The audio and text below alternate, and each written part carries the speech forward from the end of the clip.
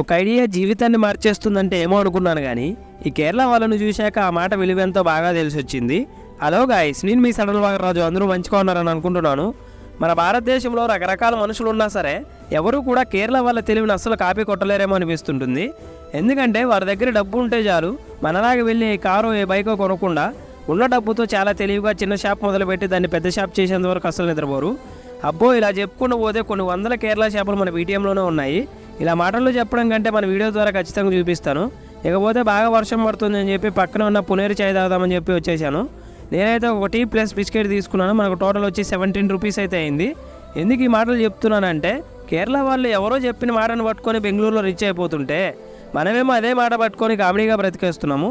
మీరు నన్ను ఇంకా ఇన్స్టాగ్రామ్లో కూడా ఫాలో అవ్వచ్చు. ఇంకా ఎవరైనా మన ఛానల్ సబ్స్క్రైబ్ చేసుకోకపోతే సబ్స్క్రైబ్ చేయండి, లైక్ చేయండి, షేర్ చేయండి, కామెంట్ చేయండి. మీ సపోర్ట్ ఎల్లప్పుడూ ఉంటుందని ఆశిస్తూ love you all. Thank you so much.